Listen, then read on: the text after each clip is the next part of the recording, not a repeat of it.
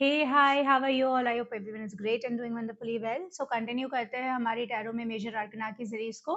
Last video में हमने discuss किया था card number 11 which is the justice, और आज हम डिस्कस करने वाले हैं card number 12 which card number 12 the hanged man. जैसा कि मैं हमेशा कहती हूँ, अपना कार्ड लेकर बैठिए ताकि कार्ड समझने में आपको बहुत आसानी होगी। और अगर आप मेरे चैनल पे नए हो, अभी तक आपने मेरा चैनल सब्सक्राइब नहीं किया है, आप टैरो सीख रहे हो या टैरो प्रैक्टिस करते हो और अपनी नॉलेज को और भी स्ट्रेंथन करना चाहते हो, पॉलिश करना चाहते हो, तो प्लेलिस्ट मैंने दी हुई है, आप सब्सक्राइब कर सकते हो और पहले के सारे वीडियोस आपको मिल जाएंगे। सो फटाफट से स्टार्ट करते हैं card number 12 which is the hanged man. अब 12 नंबर का कार्ड है, तो 12 नंबर का कार्ड यानी नंबर 3 है ना। नंबर 3 हमने पढ़ा हुआ है, किस चीज को दिखाता है? ये दिखाता है विजडम को, नॉलेज को, क्रिएटिविटी को। लाइक अब सबसे पहले देखते हैं, यहाँ पर एक आदमी है ना। ओवरऑल अगर आप फिगर देखोगे तो थोड़ी अजीब फिगर है, लेकिन at the same time overall colour combination अगर आप देखोगे तो आपको पॉजिटिव नजर आएगा, है ना। इसमें कुछ नेगेटिविटी जैसे नजर नहीं आएगी फर्स्ट लुक में। अगर आप देखोगे तो कपड़े भी अच्छे पहने हुए हैं, कलर कॉम्बिनेशंस जो यूज किया है वो भी अच्छा हुआ है, तो थोड़ी सी मिक्स्ड सी एनर्जी है यहाँ पर, है ना। समझ में नहीं आएगा कि ये पॉजिटिव है नेगेटिव है। अब ये पर्सन कैसा है? ये लटका हुआ है, हैंगिंग है ना, अपने आप को इसने उल्टा लटका रखा है। आप देखोगे तो ये रिवर्स कार्ड है। यहाँ पर मैं आपको एक और बात बताती हूँ। हम लोग टैरो में जब करते हैं तो बहुत सारे लोग कार्ड्स को रिवर्स में भी रीड करते हैं, है ना। बट आप एक चीज समझने की कोशिश कीजिए कि ऑलरेडी जिन्होंने टैरो डेवलप किया, राइट, है ना, Riders and Waite tarot deck है ये, और उसमें 78 कार्ड्स हैं। उसमें ऑलरेडी उन्होंने एक रिवर्स कार्ड दे रखा है। इसका क्या मतलब हुआ? उन्हें पता था कि रिवर्स कार्ड्स हो सकते हैं, है ना। तो एक्चुअली टैरो में कुछ रिवर्स कार्ड्स जैसा नहीं होता है। टैरो के जो 78 कार्ड्स है वो बिल्कुल ब्यूटीफुली बने हुए हैं। कार्ड्स हमेशा सीधे ही रीड किए जाते हैं, करते हैं करने वाले लोग उल्टे का मीनिंग। बट अगर उल्टे का मीनिंग ये होता तो जिन्होंने टैरो बनाया था उनको पता होगा कि वो एक कार्ड उल्टा दे सकते थे, वो बहुत सारे कार्ड उल्टे दे सकते थे। ये एक ही कार्ड है जो उल्टा है ना, रिवर्स में है, जो ओरिजिनल डेक में दिया हुआ है ऑलरेडी, राइट। अब ये पर्सन उल्टा लटका हुआ है ना। और देखेंगे तो जहाँ पर वो लटका हुआ है ये ना पेड़ है, और यहाँ पर आप देखेंगे तो यहाँ पर पत्ते भी बने हुए हैं, लीव्स बनी हुई है ना, जिस पेड़ के ऊपर वो उल्टा लटका हुआ है। अब जब हम हार्ड वर्क की बात करते हैं, मेहनत की बात करते हैं, तो मेहनत का जो रिजल्ट होता है वो कैसे दिखाया जाता है? मेहनत का रिजल्ट दिखाया जाता है फ्रूट्स या फ्लावर्स के रूप में, है ना। फूल उगे हैं या फ्रूट्स के रूप में। अब यहाँ पर अगर आप देखोगे तो यहाँ पे सिर्फ पत्तियां दिख रही है ना, मतलब फ्रूट्स नहीं है और फ्लावर्स नहीं है। इसका क्या मतलब हुआ कि ये जो पर्सन है, इसने काम तो किया था, हार्ड वर्क तो किया था। देखो 3 नंबर का कार्ड है ना, वैसे तो हार्ड वर्क तो किया था, लेकिन उसको अपने हार्ड वर्क का रिजल्ट नहीं मिला, उसको वो फ्रूट्स नहीं मिले, राइट। तो यहाँ पर ये दिखा रहा है कि इस पर्सन ने जो हार्ड वर्क किया था, उस हार्ड वर्क का रिजल्ट इस पर्सन को नहीं मिला है, राइट। सो हम उल्टे कब लटकते हैं? एक तरह से सब कुछ कब छोड़ देते हैं? जब हम बहुत फ्रस्ट्रेट हो जाते हैं ना, कि कितनी मेहनत की थी तो भी कुछ नहीं हुआ, कितना हार्ड वर्क किया था, और जब ऐसा लगता है कि अब रात दिन एक ही चीज के पीछे पड़े हुए थे, ना रात देखी, ना दिन देखा, ना खाना देखा, ना पीना देखा, और अब हमारे हालात ऐसे हो गए हैं कि अब हम उल्टे लटक गए हैं, कि क्योंकि हमने इतनी मेहनत की थी सब कुछ छोड़ छाड़ के, और उस चीज का हमें रिजल्ट नहीं मिला, है ना।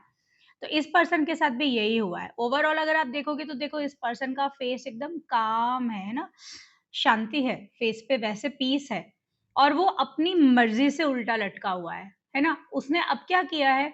यहाँ पर एक और देखोगे ना, यहाँ पर इसके जो इसका सिर है उसके आसपास आपको एक येलो गोल्डन कलर का ओ ऑरा मिलेगा, है ना, है ना। ये क्या दिखा रहा है कि इसने अब सब कुछ भगवान भरोसे छोड़ दिया है। मतलब इसने मेहनत की थी जिसका रिजल्ट इसको नहीं मिला, इसने रात दिन लगा के काम किया था।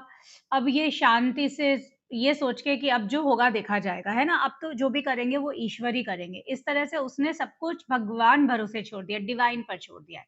और हम ऐसा कब करते हैं? हम ऐसा तभी करते हैं जब हमने किसी चीज के लिए बहुत मेहनत की होती है, और बहुत मेहनत करने के बाद भी हमें वो चीज़ नहीं मिलती, तो फिर अंत में क्या होता है? हम ऐसा कहते हैं, चलो यार ईश्वर पे छोड़ देते हैं, अब जो होगा देखा जाएगा, अब मुझे कुछ नहीं करना है ना?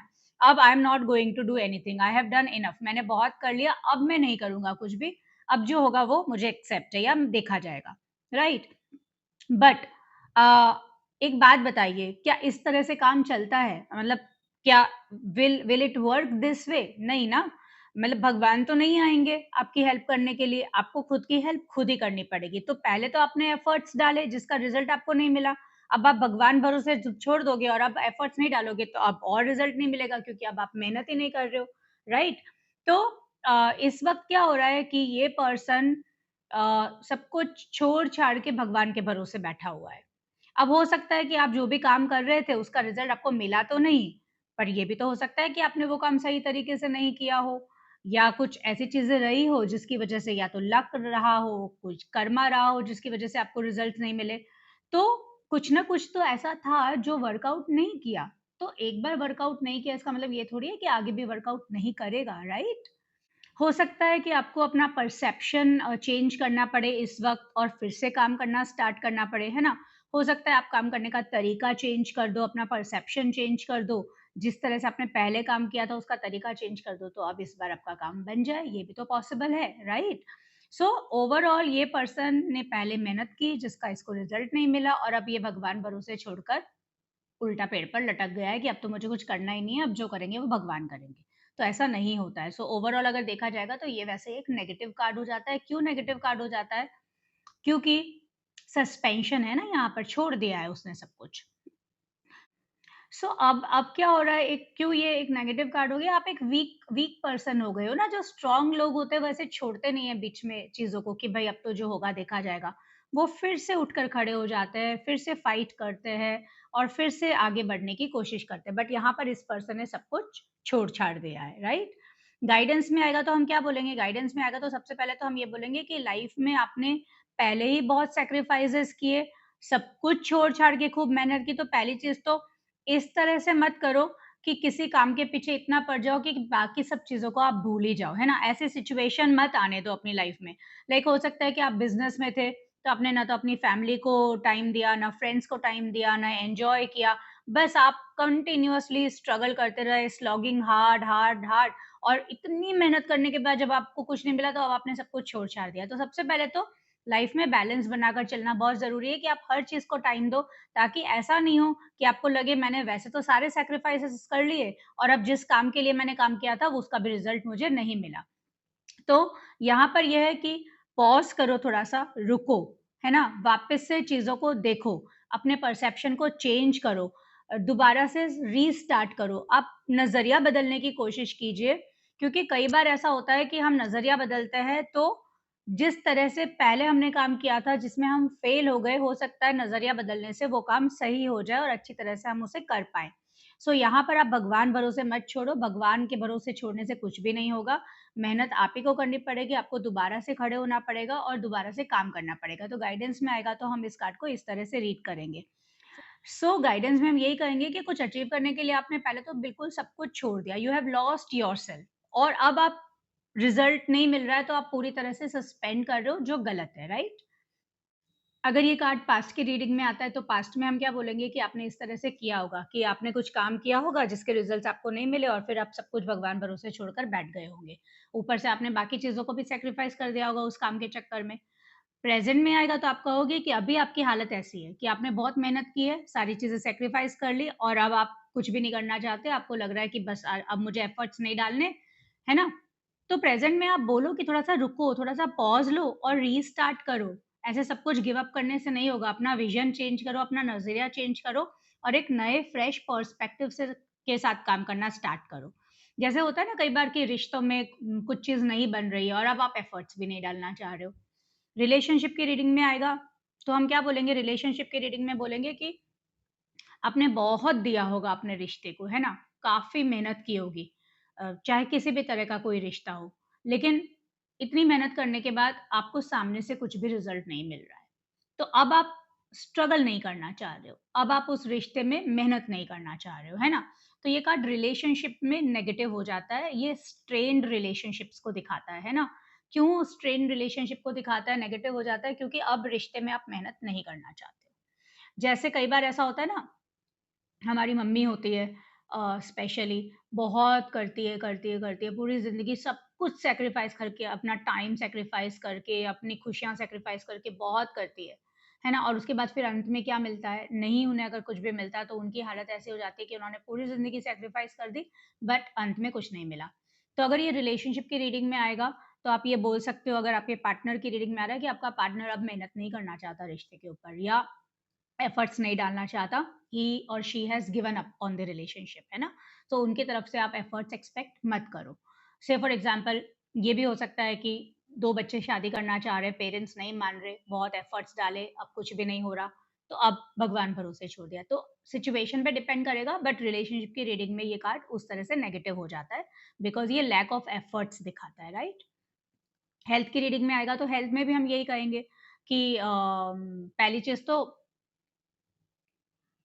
हेल्थ में जो भी इश्यूज़ चल रहे हैं, आपने गिव अप कर दिया है ना? हो सकता है कि आप कोई ट्रीटमेंट ले रहे हो, वो ट्रीटमेंट वर्क नहीं कर रहा है तो आपने गिव अप कर दिया। बट ये भी तो हो सकता है आप ट्रीटमेंट चेंज करोगे, डॉक्टर चेंज करोगे तो हो सकता है।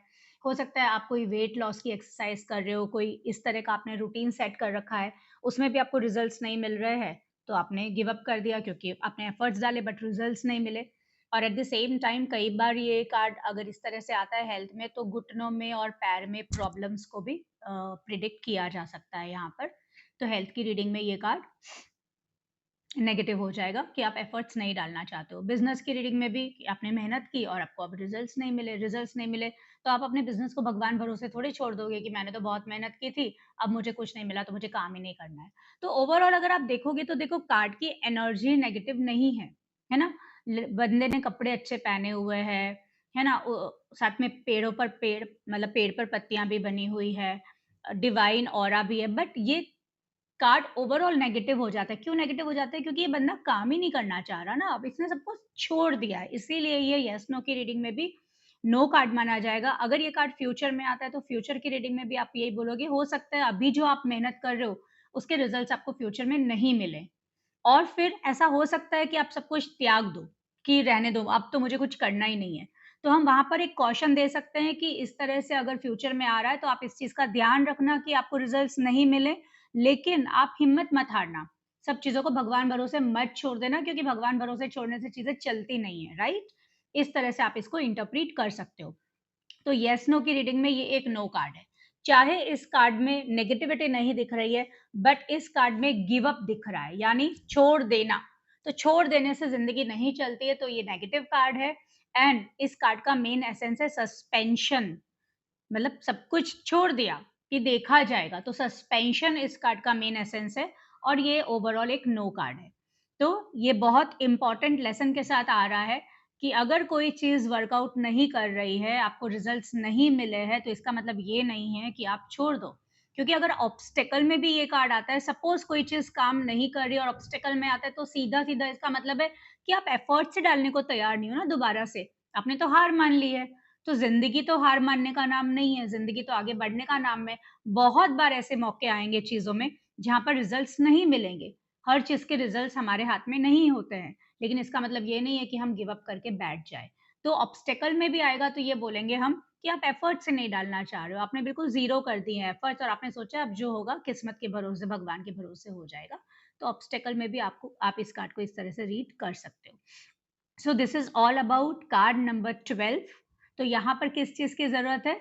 हमने देखा था कार्ड नंबर 12 मतलब नंबर 3 किस चीज़ को दिखाता है? विज़डम को, नॉलेज को, क्रिएटिविटी को। यहाँ पर ज़रूरत है विज़डम की, यहाँ पे ज़रूरत है क्रिएटिविटी की, अपने नज़रिए को चेंज करने की, अपने परसेप्शन को चेंज करने की, नए तरीके ढूँढने की, जिससे चीज़ें हो सके, राइट? और विज़डम की ज़रूरत है यहाँ पर कि थोड़ा-सा विज़डम के साथ काम कीजिए ताकि आप दोबारा से आगे बढ़ सको। So this is all about card number 12 which is the hanged man. अगर आपने अभी तक मेरा चैनल सब्सक्राइब नहीं किया, आपको ये कंटेंट पसंद आता है, आप टैरो रीडर हो, सीख रहे हो, सीखना चाहते हो, तो do like, share and subscribe. आप लाइक करेंगे, नोटिफ़िकेशन बेल प्रेस करेंगे, तो इसी तरह के आगे और वीडियोज़ आपको मिलते रहेंगे और हमें भी मोटिवेशन मिलेगा अच्छे वीडियोज़ बनाने का। एंड नेक्स्ट वीडियो में हम लोग डिस्कस करने वाले हैं card number 13 which is the death. Stay tuned with me. तब तक के लिए बाय।